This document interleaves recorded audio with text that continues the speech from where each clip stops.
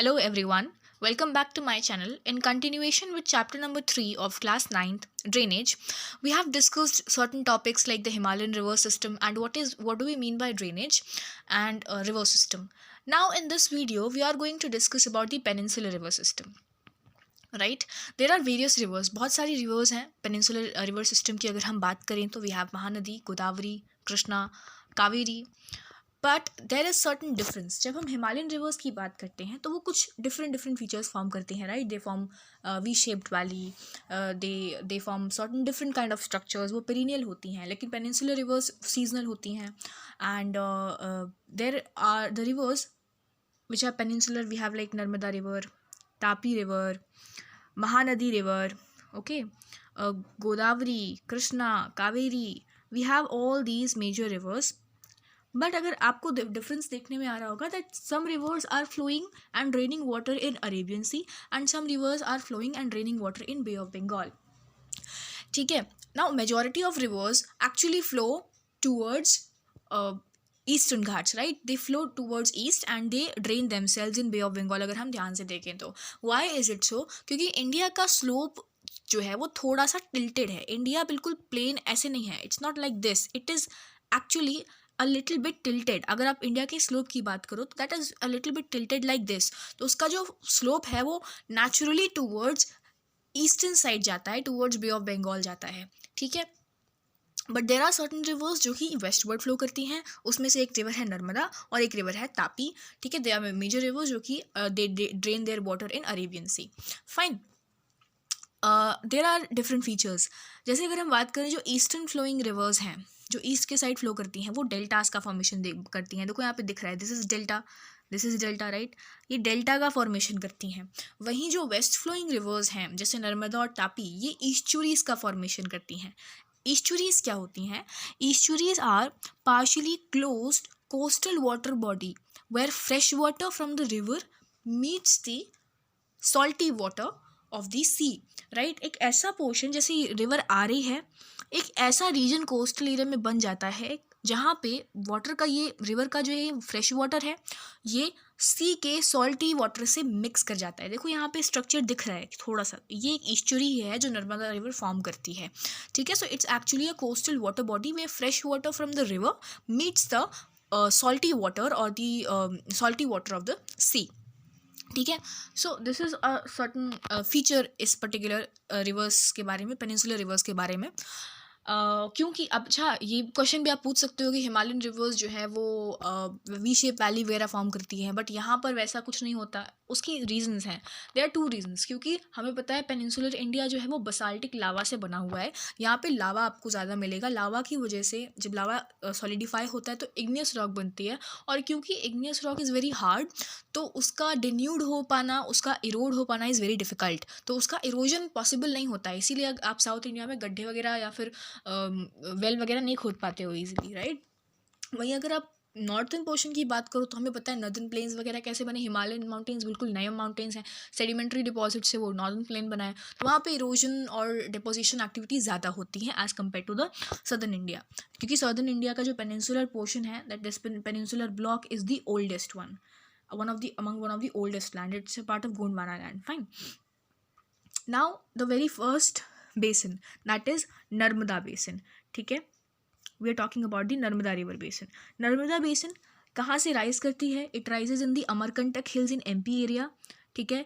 It flows towards west in a rift valley formed due to faulting. Faulting क्या होती है? Faulting होती है जब like it's a plate. ठीक है, कि दो प्लेट्स हैं. फॉर एग्जांपल हमने प्लेट्स की बात करी थी, मैसिव लिथोस्फेरिक स्लैब्स.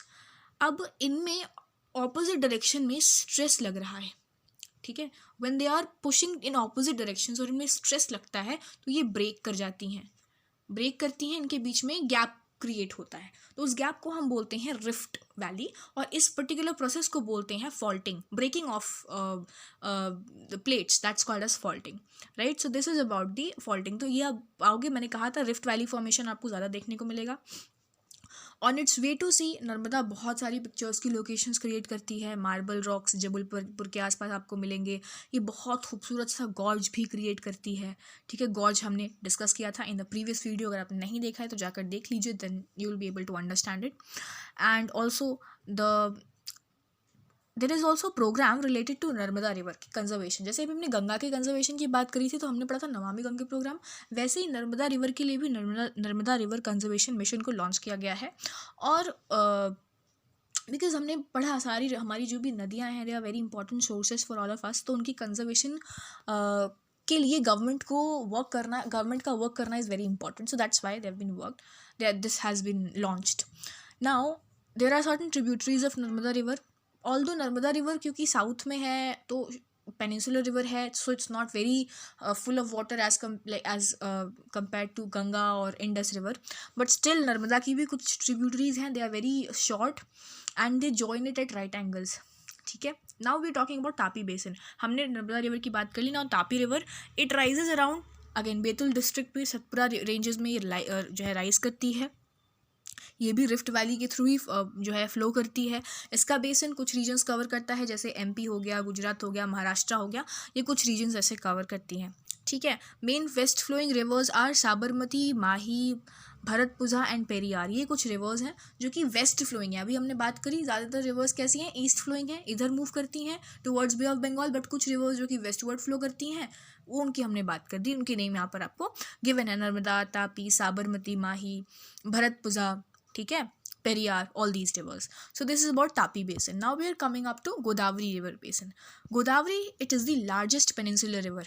अगर हम बात करें largest Himalayan river system in India, कौन सी रिवर है जिसका सबसे बड़ा ड्रेनेज बेसिन इंडिया में है, तो वो गंगा का है। ठीक है, इंडिया में, बाकी otherwise different river is longer. तो गोदावरी बेसिन जो है वो लार्जेस्ट पेनिनसुलर रिवर है इंडिया में।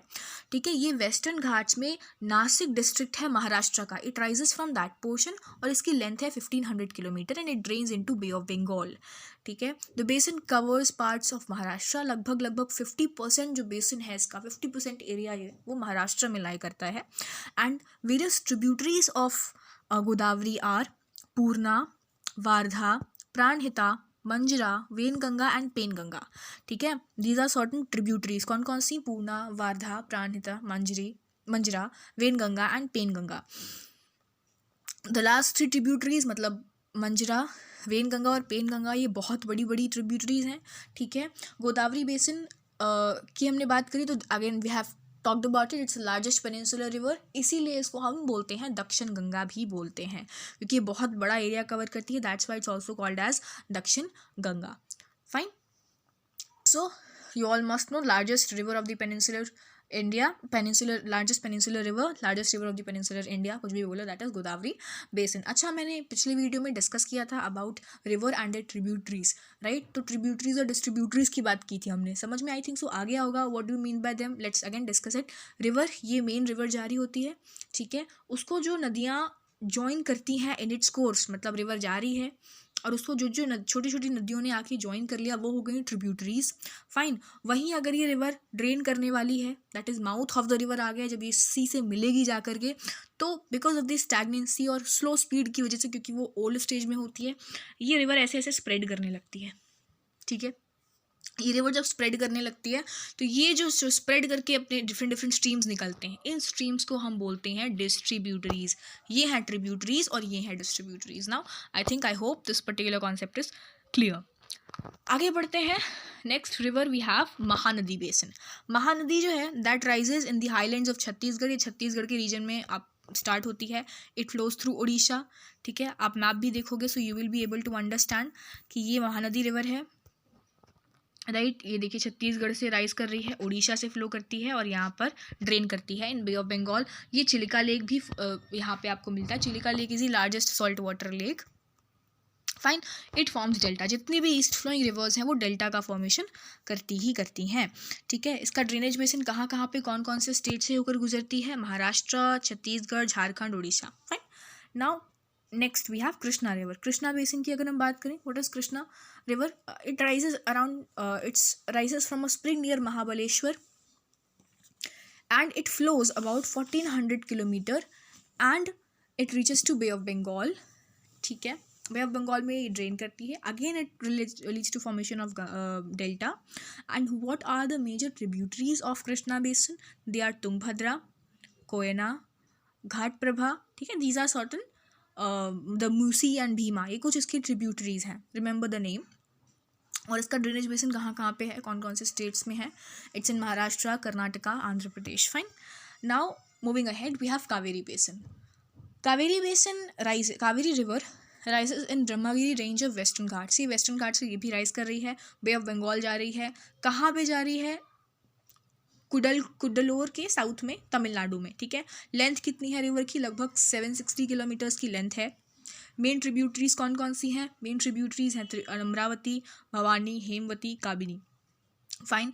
विच states this particular river covers? It these are Karnataka, Kerala and Tamil Nadu. See you do not need to remain so much of detail as per your class. इतना ज़्यादा याद करने की ज़रूरत नहीं है, but still I suggest to at least remember the tributaries and the major tributaries and the states which this particular river drains. जो भी रिवर है वो जितने जितने स्टेट्स को ड्रेन करती हुई जा रही है, जहाँ जहाँ उसका ड्रेनेज बेसिन है, कौन सी उसकी मेजर ट्रिब्यूटरीज हैं, एटलीस्ट आप इतना याद रखो. That is sufficient. नाउ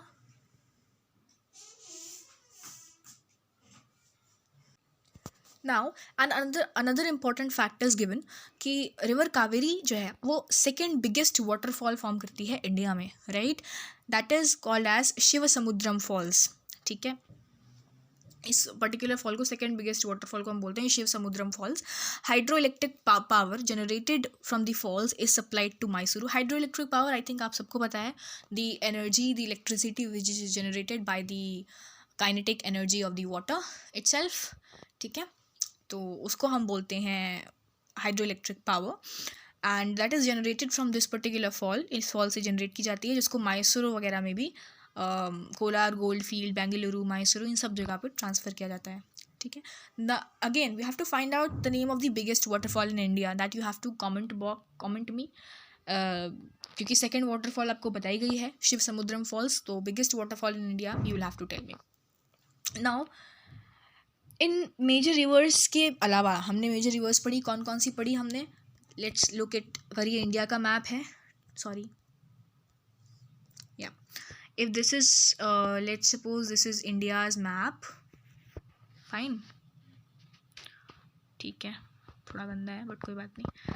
ठीक है, ये अगर हमारा इंडिया का मैप है साउथ का, तो this is Narmada, this is Tapi, this is Mahanadi, this is Godavari, this is Krishna and this is Kaveri. ये हमने मेजर रिवर्स पढ़ी, जो कि मेजर पेनिनसुलर रिवर्स के बारे में पढ़ा. बट कुछ और भी स्मॉलर रिवर्स हैं जो कि फ्लो करती हैं. कौन कौन सी हैं? दामोदर है, ईस्ट की तरफ फ्लो करने वाली दामोदर है, ब्राह्मणी है, बैतरनी है, सुबर्ण रेखा है. These are some of the important rivers which flow in peninsular India. Now there is certain facts which are given. कुछ facts हैं कि 71% of the world surface is covered with water. लगभग पूरे वर्ल्ड को, अगर आप पूरे वर्ल्ड को ऐसे आप देखो, ये पूरा वर्ल्ड है, ये पूरा अगर वर्ल्ड है, ये पूरी अर्थ है, तो इसका लगभग 71% of area, 71% of area is covered with water.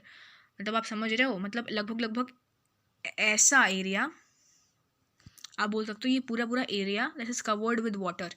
और 71% एरिया अगर कवर्ड है वाटर से, उस 71% पानी में से भी सिर्फ 97% तो सॉल्ट वाटर ही हो गया. मतलब 97% जो है वो सी और ओशंस की बात हो गई, जो कि हमारे कंजम्पशन के लिए नहीं है. मतलब salty water we can not consume, and still उतनी मैसिव लेवल पे टेक्नोलॉजी डेवलप नहीं हो पाई है कि इतने सारे इतने बड़े मतलब सी के वाटर को हम यूज़ कर सकें और प्योरीफाई कर सकें. It's still very expensive. Fine. अब उस 3% पानी से, जो कि फ्रेश वाटर अवेलेबल है हमारे पास, उस 3% पानी का भी जो है 3/4, मतलब उसका मेजॉरिटी पोर्शन जो है वो आइस वगैरह में ट्रैप्ड है. तो मतलब यहाँ पे आपको बताया गया है कि एक्चुअल में हमारे पास बहुत सारा पानी है, अर्थ के पास बहुत सारा पानी है. 71% of the area is covered with water, but हम उसमें से कितना पी सकते हैं? That is very less than even 1%. Fine. Till now we have talked about major rivers of the India. Himalayan river system, peninsular river system, उसकी नदियाँ, उनका ड्रेनेज बेसिन, है ना, उनके थ्रू फॉर्म किए हुए फीचर्स. अब हम बात करेंगे लेक्स.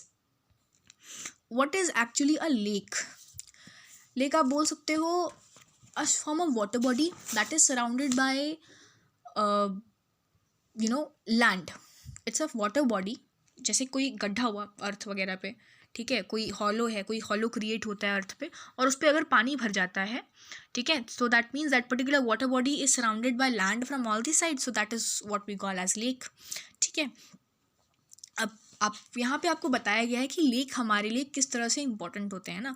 उसके लिए एग्जांपल दिया गया है कि अगर आप कश्मीर गए होंगे तो आपने देखा होगा वहाँ पे डल लेक है, वहाँ पे हाउस बोट्स आपको मिलती हैं। हाउस बोट्स मतलब ऐसी बोट्स जिनमें घर बने होते हैं, right, you must have seen in movies if you have not visited there. तो इस तरह की चीज़ें, so lakes right now in India have become a very important tourist centres, tourist spots. वहाँ पे लोग आते हैं, दे enjoy the scenic beauty and picturesque location of these particular areas. So lakes have become an area of recreation and they are like tourist spots. So they are telling you कि अगर आप imagine करो कि श्रीनगर, नैनीताल ऐसी areas जो कि अपनी lakes वगैरह के लिए जाने जाते हैं, देखिए नाम भी है Nainital, so tal itself shows that there is importance of lakes. ठीक है, हम लेक्स की वजह से इन पर्टिकुलर सिटीज़ को जान रहे हैं, इनका नाम भी है। अगर यहाँ लेक्स ना होती तो क्या ये सिटीज़ इतनी अट्रैक्टिव होती? I think probably no, these would not have been so attractive as they appear today, right? तो they are telling कि क्या आपने कभी जानने की कोशिश की है why these lakes are so important, why they are important for tourists? Apart from attraction of tourists, they are also useful to human beings. सिर्फ और सिर्फ टूरिस्ट की बात नहीं है, हमारे पास फ्रेश वाटर रिसोर्सेज के तौर पे भी अवेलेबल हैं। their water can be used and purified for drinking purposes and for other uses also, right? फिर एक फीचर दिया गया आपको that lakes of larger extent, जो थोड़े से बड़े एरिया में लेक्स फैल जाते हैं।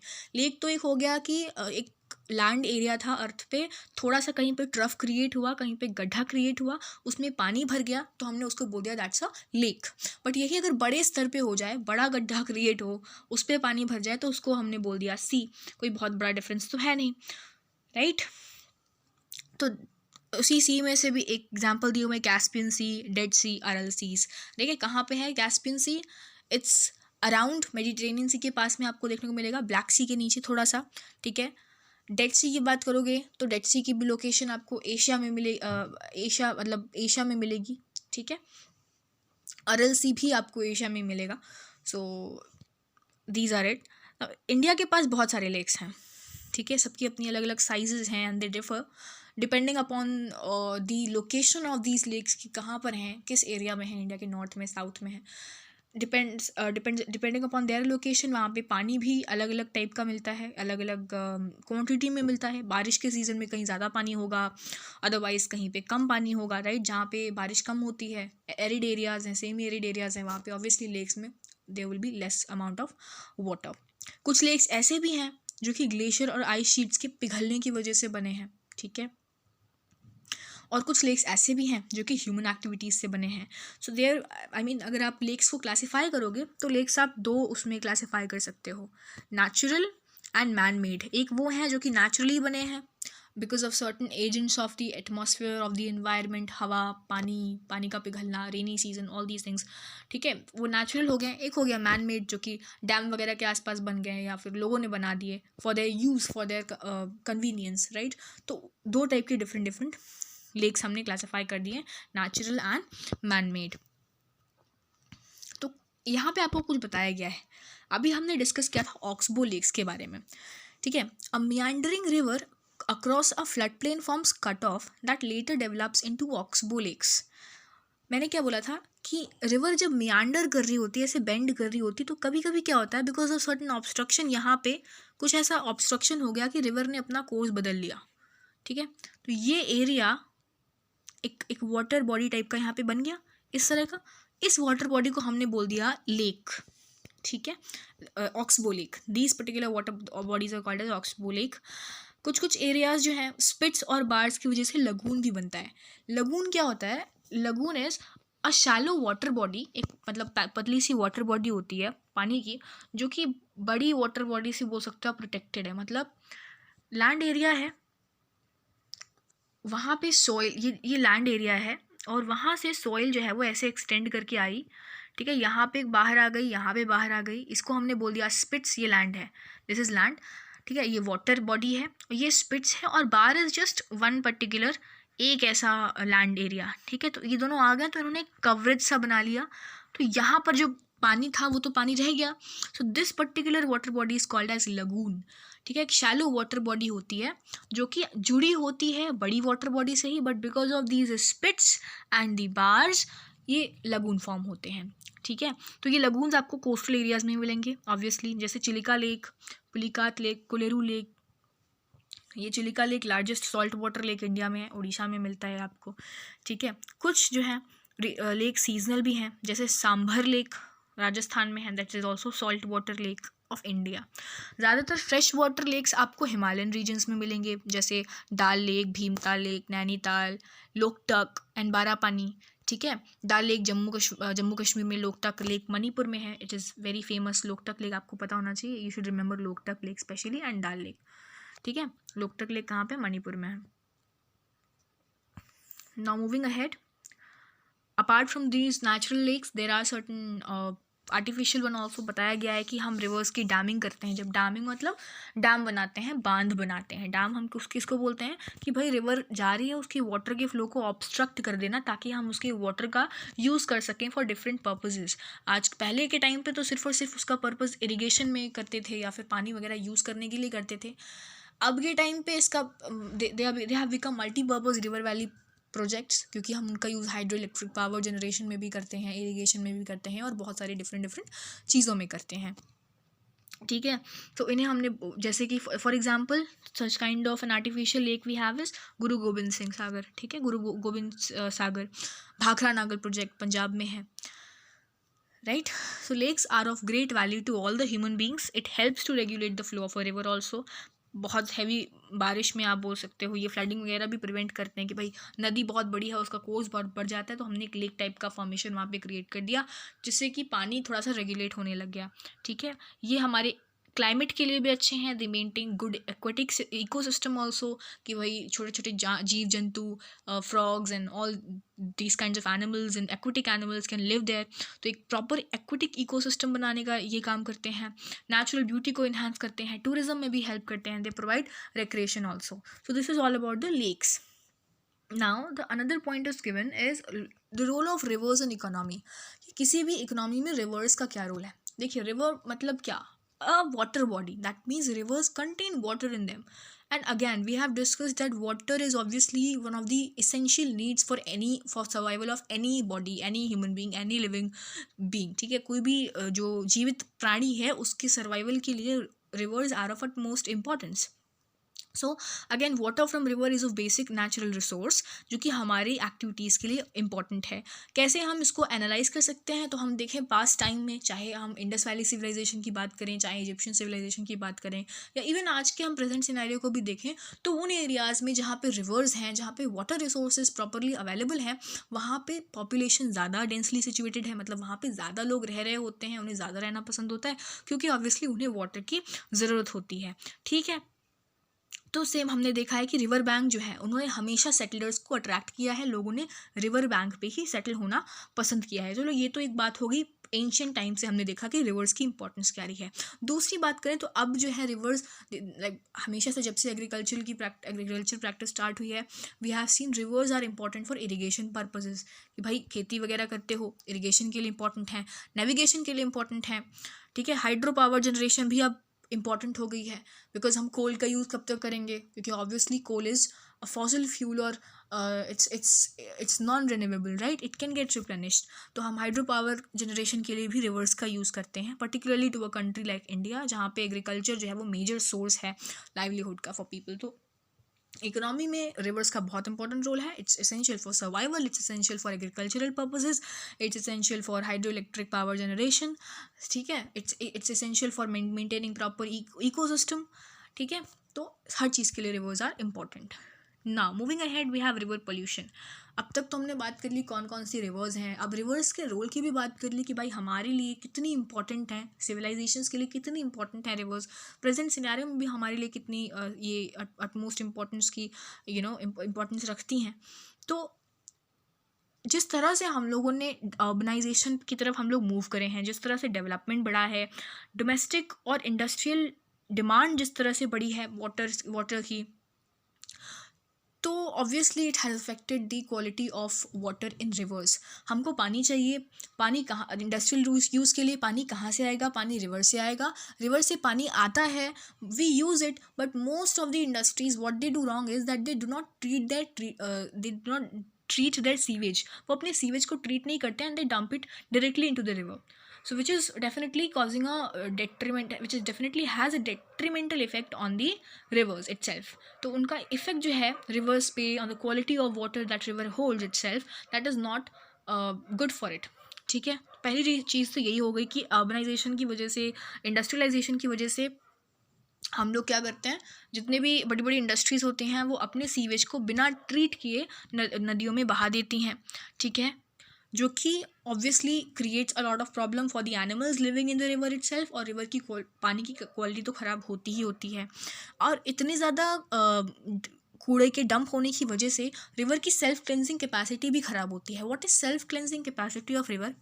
आपने देखा होगा मोस्ट ऑफ द रिवर की क्या क्वालिटी होती थी कि उनके अंदर जितना भी सीवेज होता है या भी थोड़ा कूड़ा कचरा होता है, वो उनको ले जा कर के when they are having waves, tides या वेव्स जब उनमें आती हैं, तो वो अपनी वेव्स के साथ साथ उस कूड़े को ले करके बिल्कुल किनारे पे they throw them in the border areas in their banks. तो अपने रिवर जो है, अपने रिवर बैंक पे उस कूड़े को डंप करने का काम करती है. Isn't it so? तो ये होती है self cleansing capacity of river. But क्योंकि उसमें इतना हार्मफुल केमिकल्स वाला कूड़ा आ रहा है, इतने सारा कूड़ा आ रहा है कि now it is becoming difficult for river itself कि वो अपने आप को खुद से क्लीन कर सके.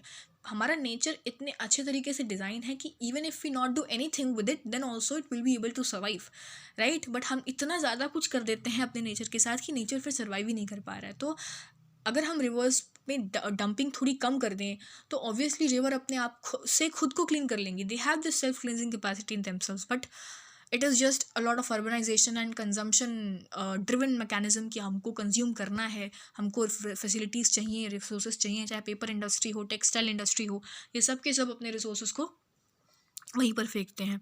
ठीक है.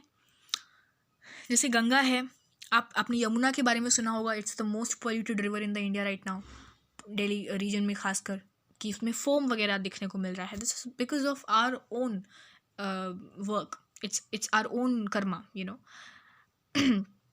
But increasing urbanization and industrialization do not allow it to happen. Again, that we have discussed. So overrising pollution in river has led to launching of various action plans to clean the rivers.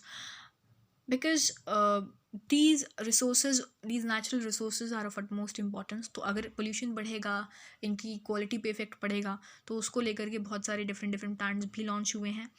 जिसमें हमने Namami Gange programme पढ़ा. Narmada river के लिए अभी हमने एक programme discuss किया कि कौन से प्रोग्राम को लॉन्च किया गया है. And at the same time यहाँ पे आपको बताया गया है नेशनल रिवर कंजर्वेशन प्लान जो है, the Ganga action plan, that was launch in 1985, right. It's very old. Namami Gange programme तो 2014 में लॉन्च हुआ था.